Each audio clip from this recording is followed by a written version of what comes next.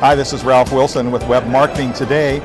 I'm in Las Vegas at the PubCon conference talking with Alan Connect about what constitutes success these days with search engine optimization. How do you measure success? Now, in the old days, you could say, well, I've got a #1 rank. What's the problem with that these days? Well, the problem is not getting #1. #1 is still a great thing to get. The problem is how the search results are not being consistent around the world.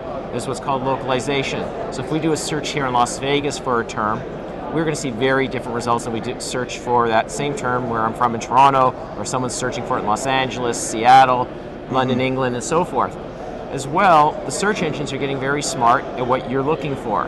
They're monitoring your behavior. As long as you're logged in. As long as you're logging in, they're tracking IP addresses, they're setting their own cookies. So what happens is if they see, for example, when you search in the model of a car that you're always reading car review sites, the next time you search in a model of a car, you're likely to get a better result of car review sites as opposed to the local dealers in your area. If you would now type in the phrase price for X model, you will likely get search dealer sites as opposed to the review sites. So it's a lot harder to figure out what other people are seeing. You may have #1 on your monitoring of this, but that isn't what everyone's seeing. Right, especially since you've probably clicked on your own result. They're saying you like clicking on this result. So how do you measure success these days with organic search? The primary way that we work with clients is to get them to embrace what is called web analytics, measuring their website, and to identify what constitutes a successful visit on their site. So what we would call a conversion point. Did the person coming to you from a specific term, and which terms brought them to your site, and then which terms convert on your site? So what search terms people are using, and then what's getting the result? There's a sale or a lead generation or a subscription, right, or whatever your goal is. Correct. So what kind of analytics tools would a small to medium business likely have? There are many of them don't have any in place right now. Fortunately, there's a whole brand new range of free tools that are very good quality tools, led by Google Analytics, as well as Microsoft and Yahoo have put out their own analytics tools right now. So let's assume, for the sake of this discussion, that people have Google Analytics. So how would you set up Google Analytics to help you figure out how successful your organic search is? What are some of the basic steps? The first basic step, obviously, is getting the code on your page. After that is... So there's some JavaScript code? There's a small JavaScript code that you should place at the bottom of every web page on your site, which is fairly basic, and data will start flowing in immediately, and the next day you will have data. Once that is established, part of what you need to do is identify what is the purpose of your site, what constitutes a conversion, and you establish the goals in Google. Google Analytics allows you to establish 4 goals. Whether it is, for example, someone completing sign up for a newsletter, is it somebody who completed a contact form, or did they view a specific PDF? So a success then would be if they viewed that PDF, or if they completed a subscription, it would be the thank you page. Correct. Or if they purchased a product, it would be the thank you for your purchase kind of a thing. Correct. So at a basic level, you identify that final page in the step, and you can also assign a monetized value.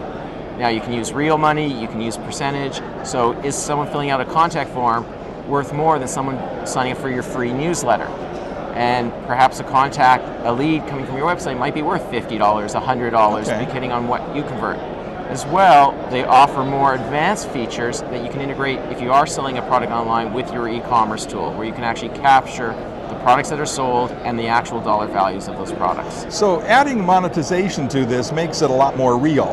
Definitely makes it a lot more real. Because you're saying, if you've determined that, say, a lead is worth to me $50, just that lead, because I can convert a certain percent of those. So when you're saying $50, then you really know how much that goal is worth to you. And how much effort you have to put into the life cycle of your SEO. And now gets into the comparison of which words drove the tire kickers, which words drove the buyers. Companies who haven't embraced analytics just say, I've done my SEO and traffic is up 300% and sales are up 100%. Great. Well, what happened to that difference? And so now you just put it into that life cycle, focus on the words that drove traffic, what didn't drive conversions, and start working Now, closely. on each of these thank you pages, you're going to take some other JavaScript that Google supplies, Google Analytics supplies, and paste it on that page. So when someone comes to that page, reads the cookie and records it as a conversion. Correct. So, and then these monetization levels, the amount of money for each conversion, you're arbitrarily assigning those for like a subscription or a lead. yes. For those, it's easy. When you set up the goals, they actually ask you what the dollar value is, the monetization. If it's an e-commerce component, you actually can pass the actual sales. And it's not so arbitrarily. I have a simple formula for most people, is quickly see how many leads you get from online lead generation. And what is an average first order worth? Okay. What's your closure rate on that? And then you can easily assign a monetization value. If you're selling ads on your newsletter, what is a subscriber worth on your newsletter? There is a value to it. It just takes sometimes 5 minutes, sometimes a couple hours to come up with that figure. Yeah, I found for myself when I did this several years ago, I found that a subscriber was worth a certain amount of money because I could sell ads for the number of people in the newsletter. Over a period of year, I said, you know, that subscriber is worth $2.50 or whatever it was at the time. Exactly, and that's the concept that you want to do, and then it keeps telling you how much effort do I need to put in to get more subscribers. I know it made me a lot more focused about getting subscribers when I realized what they were worth to me. Yes, well, that's the key, is what is that eyeball on your site worth to you? So we're getting data. We're getting data now on how many people have clicked through, how much traffic, and we're getting data on conversions. So how do we measure success now from a search engine optimization standpoint with that kind of data? Well, using Google Analytics, you would look at your traffic sources, go to the search engines, look at your keywords, and then sort them, separate out your paid from your organic, which Google will do nicely for you. If you're using Google AdWords, a little bit of code you need to do to separate out other paid search. Sort them by dollar value, and then examine which ones are bringing in the value. Don't disregard the ones that, oh, I only got one visitor, but it converted. Well, that's a great term. But look at the ones that drove 100 visitors and nobody converted. So for viewers that are kind of new to this, with Google Analytics, you'll be able to tell the conversions for every keyword that you that people have typed in to Google or Yahoo or MSN Live and come to your site and then have So converted. you'll get great data. You may not even have optimized for that term, but they've found it some way and got to. They may have converted, and you say, "Aha! If I do more of this, I'm going to make more money." And then you go back to checking out your rankings and go, when I search for that term, oh, I'm number 10 locally or whatever it is. Maybe I should put a little effort for that term because I got 2 visitors last month and I'm been number 10. Maybe if I do a little effort, I'll move up to number 5. And when you do it, you'll start saying, hey, now I got 100 visitors and I have a great conversion rate.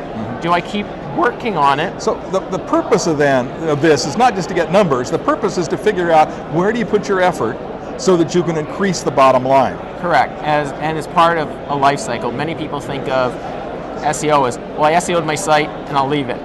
It's not. You're continuously adjusting, fixing bits of copy, adding new page content. And if you see a phrase that you're not ranking well for, but when you do get traffic converts, think about adding a new page of content or writing in your blog about using that as a very keyword-rich piece to continue upgrading and moving up in the rankings. So we've got some very bottom line ways now of measuring success, and that is show me the money. And you can see the money with Google Analytics and other tools like it. Correct. Well, thanks for sharing with us. Tell me about your business and what you do. We're a small, call it a boutique, SEO, PPC, and web analytics firm based out of Toronto, Canada. We service multinationals and medium-sized businesses around the world. All right. Thanks so much for sharing with us. Thank you very much. This is Ralph Wilson with Web Marketing Today.